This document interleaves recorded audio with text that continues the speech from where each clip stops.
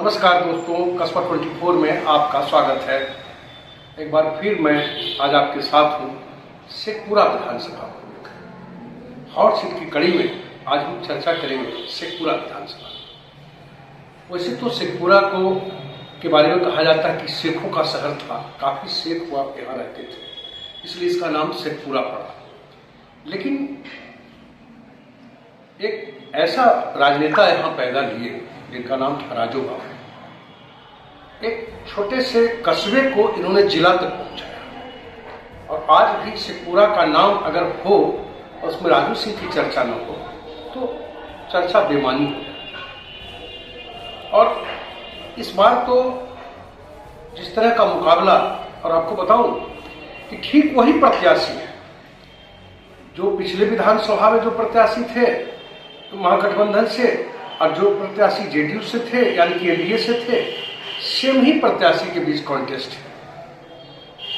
लेकिन सोनी कुमार सोनी यानी सोनी विधायक के नाम से प्रचलित है जो एनडीए कैंडिडेट।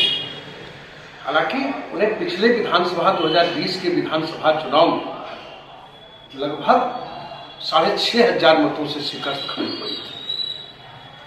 और ये कमाल किया था राष्ट्रीय जनता दल के यानी कि जेडीयू के अभेद किले को अगर भेदने का काम किसी ने शेखपुरा में किया तो वो थे विजय कुमार सम्राट, गंगा बाबू के बेटे।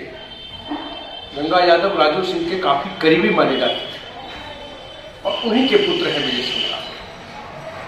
तो इस बार हालांकि पूरा एक्टिव रहे हैं 5 साल।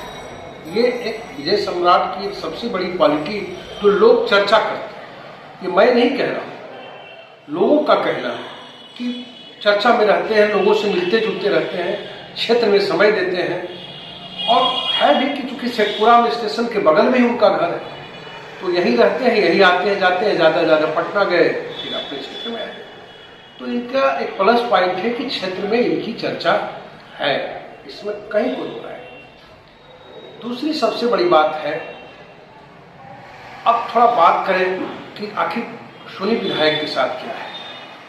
सोनी विधायक लगातार कहे कि 10 में 15 में 2 बार लगातार चुनाव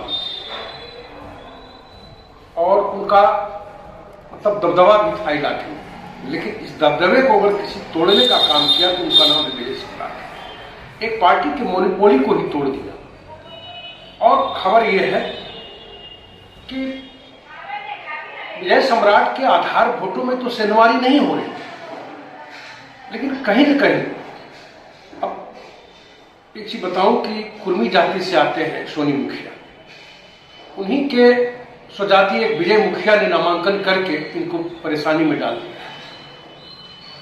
और दूसरा यही कारण है कि मुझे लग रहा है जहां तक कि अगर कांटे की टक्कर होती है तो फिर हार जीत वही 5,000 के आसपास ही होगा।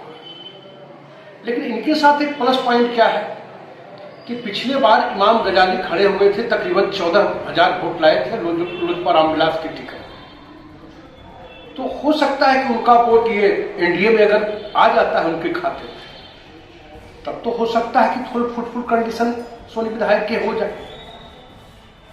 लेकिन इधर दुलारचंद यादव की हत्या के बाद ये पूरा यादव कम्युनिटी जो थोड़ा बहुत नाराजगी थी वो सब एक फ्रंट पर आ गया।